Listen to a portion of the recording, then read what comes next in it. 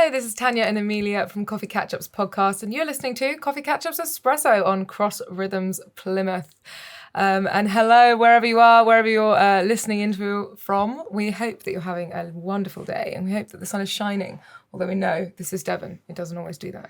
It doesn't. Shocking. It doesn't. It's true. So, but do you know what? We're here, and it's fine. We are here. And today we are going to be talking about a subject that I feel like gets talked about quite a lot, but it's about our planet, about our world.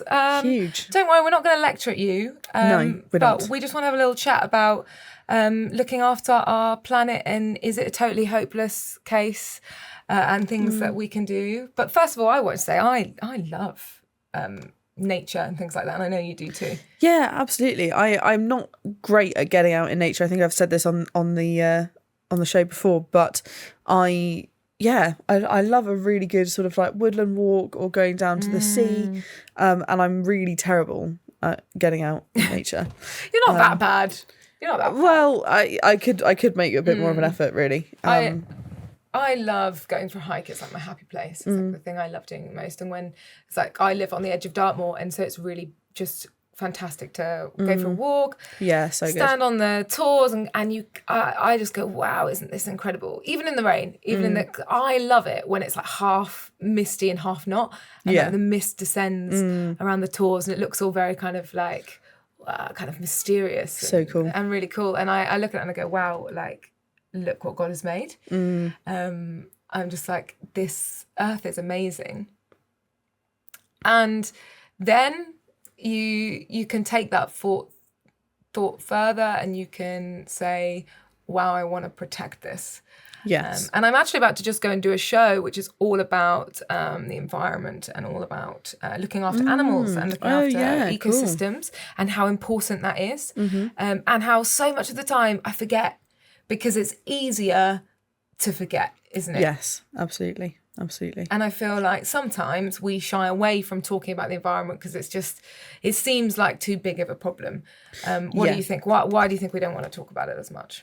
Yeah, well, I think absolutely just what you said, really. It feels like such a huge problem that we cannot possibly tackle as just us in our, individual lives or in our households, or even in our workplaces, and it seems really, really big. I mean, you hear about things like the have you heard of the Great Pacific Garbage Patch? Is that like all of the plastic in the like plastic island in the middle of the ocean? Yeah, pretty much. There's a huge bit of just collection of rubbish in the middle of the Pacific Ocean. It is 3 times the size of France. What? Yeah, it's huge. I didn't realise it was that big. Yeah. No, nor did I, until I was kind of, looking into this kind of stuff for the episode. Days. My goodness, it is massive. And it also feels like it just requires a lot of effort, even within the daily stuff that we're told to do within our lives. Like, make sure you don't use that much water, or, having to be conscious of it all the time feels like quite a mental load, doesn't it, really? Yeah. Or even, making sure you wash something so you can put it in the recycling.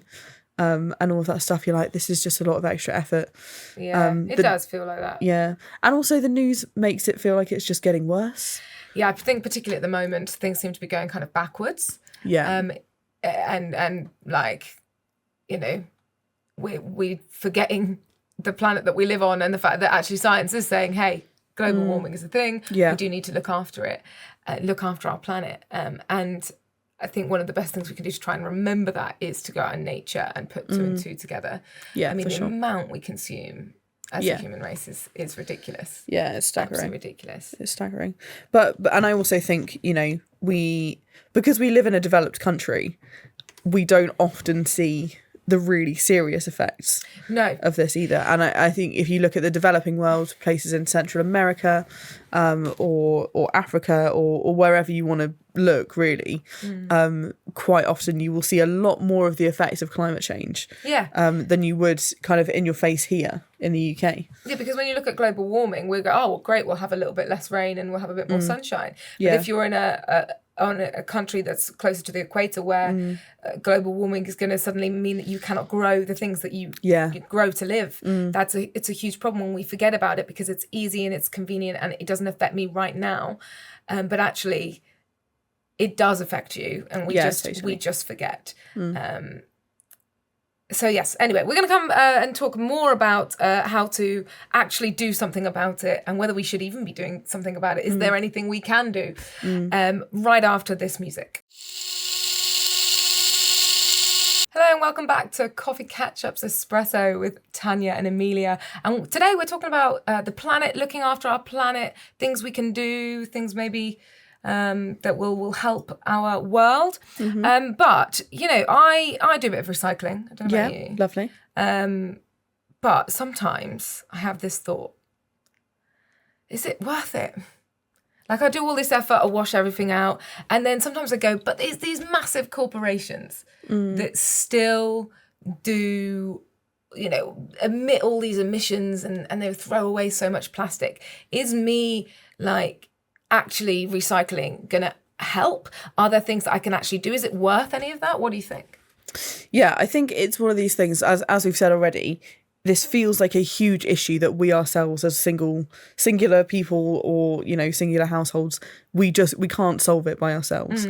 But absolutely, I'd say it's worth it. I think, you know, I don't have the stats to hand, but if you look at landfills of all of the stuff that is never going to be reused, it's absolutely huge. And actually just by recycling in our own homes, by maybe composting food left over, that kind of thing, actually it does help. Every little bit does help. And I think, you know, it's one of those things that you have to, I think when you think about this being such a huge issue, you have to look at the bits and go, what can I personally control? I can't control the actions of that big corporation over there. Like, okay, maybe I can write to them, maybe I can start lobbying, maybe I can, you know, get a bit more kind of active in that sense. But actually in my own home, I can turn that light off. I can put my washing machine maybe, you know, 10 degrees colder, or, you know, I can recycle this thing and actually go, for me in my own home, this is what I can control. And I know for me that I'm doing what I can to help. And so I think sometimes you have to choose to look at it that way and sometimes remind yourself to choose to look at it that way, because it can be huge and quite depressing.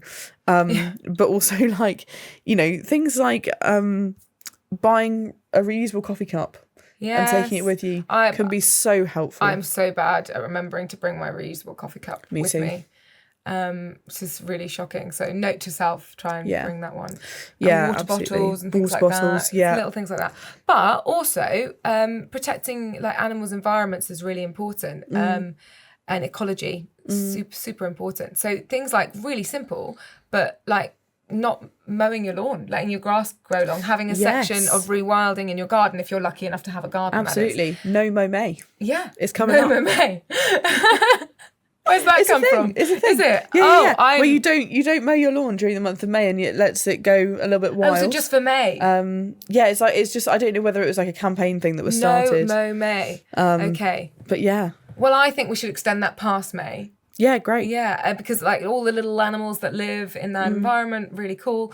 There, you could also, like, if you've got the space, like a little pond for other things to live. In my house, we put out bird seed and things like that. Although we have got a system to stop the rats going all the way up the top and eating all the bird seed, because we want to have it for the birds. Yeah, the rats, absolutely. Which is a bit discriminative of us. Against, or rats. Sorry, you can forage for yourself. Forage for something else, yeah. So things like that, I think, are really helpful. Like you said, to be a bit more positive. But if you're intentionally going out and going into nature as well, I think it connects the two things, and that's helpful for me. Because sometimes we are lazy beings and it's just easier to throw that in the bin. But when you're around nature and you see it and you sit in it and enjoy it, you start to appreciate the reason why you're doing the recycling. Yeah, totally. Things like that. Totally. And, you know, on that as well, leave no trace where you've been. Leave somewhere better than you found it. Make sure you pick up all your rubbish. And actually, it doesn't take a lot to take your rubbish with you when you've been for a picnic or, you know, been to the beach and had a barbecue or whatever it is. It's just being a little bit more conscious. It actually doesn't require a huge amount of effort to do these things. And, you know, things like when you go to the supermarket, take your plastic bags with you. Yeah. Take your reusable bags, all of that kind of thing. It actually doesn't take a lot of effort to do things like this, but it actually really does help. And if we all do stuff, it will help bit by bit. Lift sharing is another big one, because not only is it, it's helping to save some fuel, hopefully save people money as well. That's also another one. But also, what a great social opportunity to make friends with a colleague in a more personal way, perhaps. And on the money front as well, I think sometimes the environment stuff can feel like it's a middle class kind of targeted project. Yeah. Because when you go into, like, I don't know if you've been into a plastic free shop, they're great. Yes, yeah. They're great. But they are more expensive. They are, that's true. And so it can sometimes feel like, well, great, I can't afford that. So like things that actually save you money, like car sharing, like sometimes public transport. Yeah. There at the moment, I think the buses are £3 a trip. Yeah, something like that. So that's really cool, and things like that restore a little bit of faith in humanity's love for the world as well. Yeah, absolutely. And also, there's plenty of stuff that might go into your recycling bin or whatever that you can reuse. Get crafty. Like the inside of a loo roll, so much you can do with that. So much you can do with that. Not where I thought we'd end up with this conversation. No, true, me neither. Right. But all of that, plastic bottles, anything you want, you can get crafty. Have some fun with it. Get crafty and have some fun. Love that. What a great message. We are going to be back talking a bit more about the environment, about our planet, and of course our all-important snack chat part of our episode where we talk about snacks. But we'll be right back after we listen to some tunes. Yes. Whoop whoop hello. Whoop whoop hello.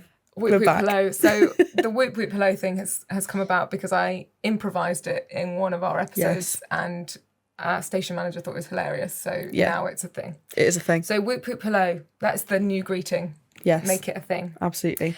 Right, we are Tanya and Amelia. This is Coffee Catch-ups Espresso, and we're talking about our beautiful planet.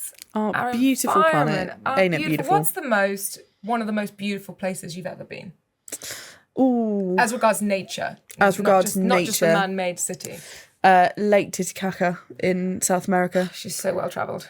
Honestly, though, the sunrise was absolutely incredible. Like, the entire surround just went orange. And it was incredible. Absolutely incredible. Isn't that amazing? Totally recommend going if you can hack the altitude. Yeah. Brilliant.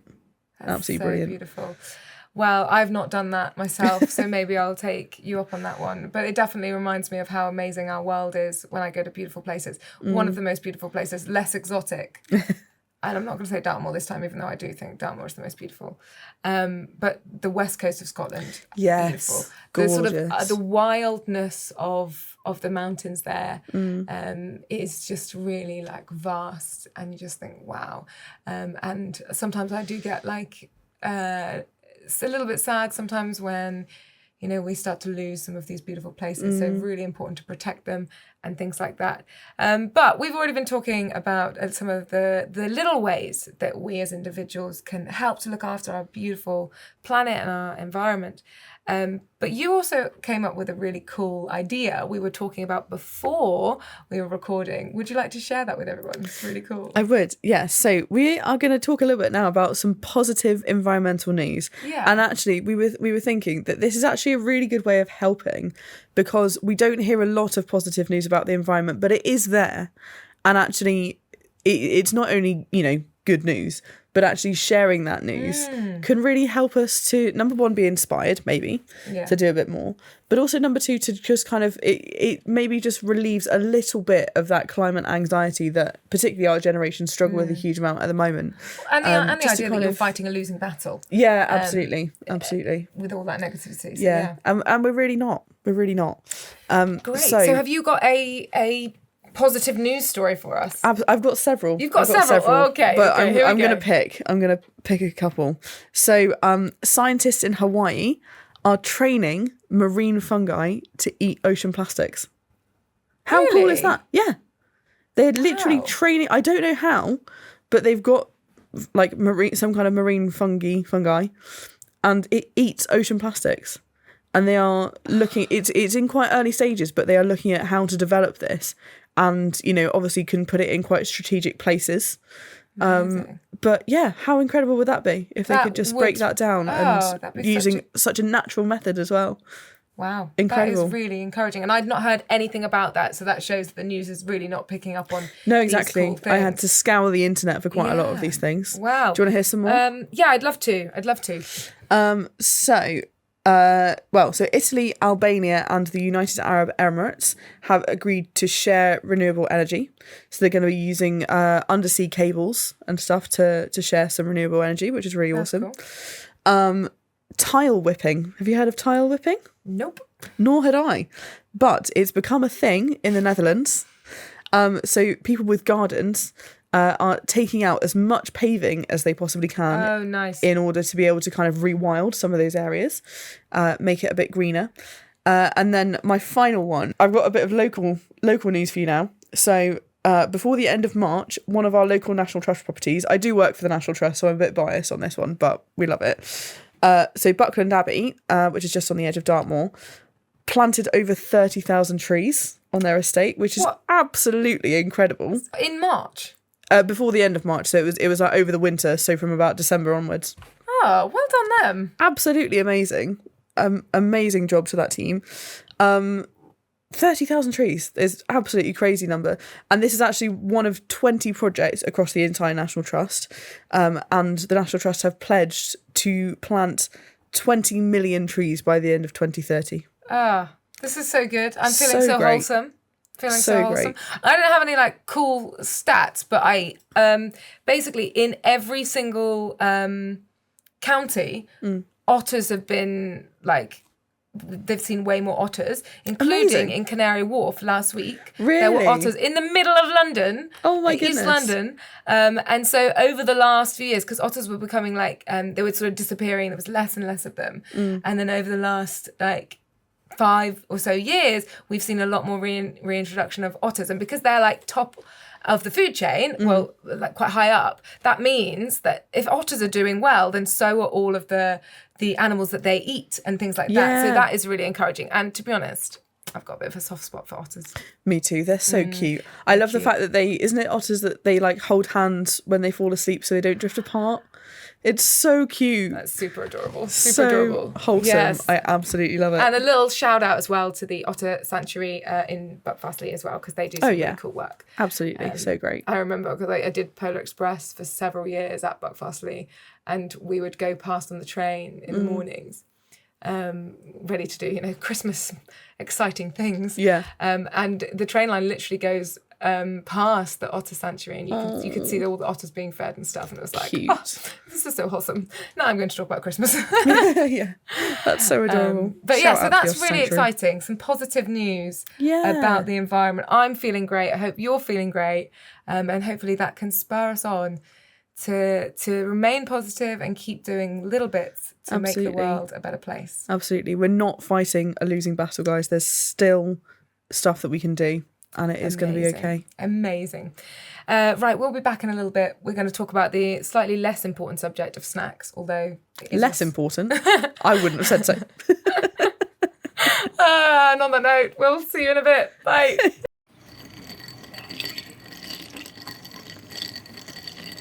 Hello, welcome back. This is Coffee Catch-ups Espresso with Tanya and Amelia.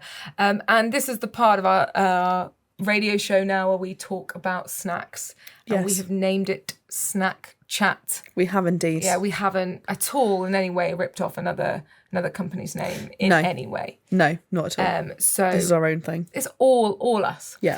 The very important subject of snacks. But because we're talking about the environment today and looking after our planet, we decided to go with vegan snacks that aren't that bad. Yes. And I caveat this with neither of us are vegan. We're not, but if you want to be vegan, I absolutely respect that. It's not something I'm going to choose for myself right now.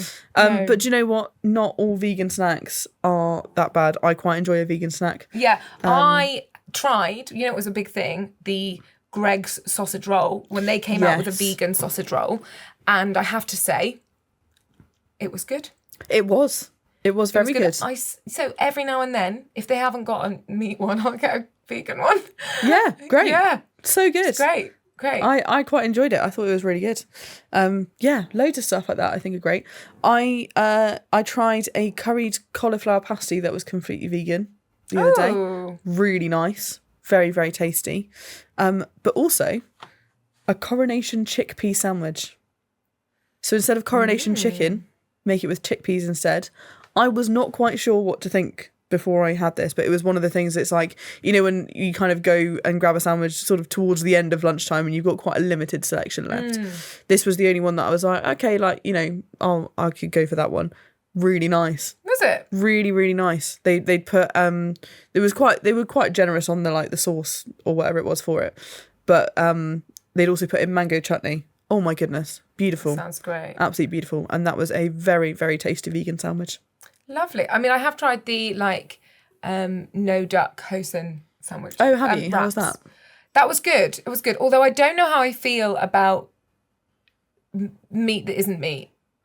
Yeah, I'm a bit on the fence with the whole fake meat thing. Yeah. I've never really kind of gone I've tried a couple of Quorn things, but within a meal, but in terms of sandwiches and that, I've not really gone for it. It was really good and it tasted akin to, but also it wasn't quite as. So I don't know. I don't know how I sit on it really, but I do like a Greggs sausage roll. Yeah. But but of course, a salad is vegan. True. And I should be more healthy. So maybe that's the ultimate answer. Maybe it is. So you can go down the salad route, or you can go down the pasties and sausage rolls route, or whichever.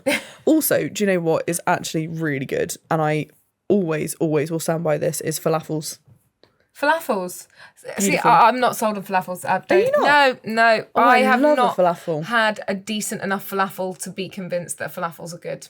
I will make you falafels. Okay. We'll do this at some point. I will make you falafels. They're really, really good. But of course, aren't Oreos vegan? Yeah, they are. So true. Yes. I hadn't even thought of that. There you go. They have all the deception of being chocolate, but they are not. They are Oreo. And although the Oreo does often come up when I ask people what they think the most overrated biscuit is, but given it's vegan, it's great. Yeah, fair Oreo. one. Although Oreo chocolate isn't vegan. No, that's very true. So it's a fine line. Do you know what else is vegan that I was quite surprised to find out about? Was Starburst sweets. Starburst? I've been reliably informed that they are vegan, and they're very nice. Oh, they are very nice. You're not wrong.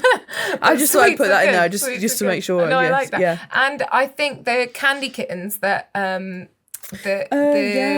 guy from Made in Chelsea does, they're also vegan, and they're marketed as gourmet. And I had some, and they were really good. And then I went through a phase of being addicted to them, and now I've had too many. I've eaten too many kittens. Can never have a kitten again. That's it. That's it. Tragic. Right. Well, before we continue to go through every single vegan snack that exists, we're going to leave it there. We're going to say goodbye. Thank you so much for tuning in. We hope you have a fantastic rest of your day. Catch us next week. That's goodbye from Tanya and Amelia. Bye-bye.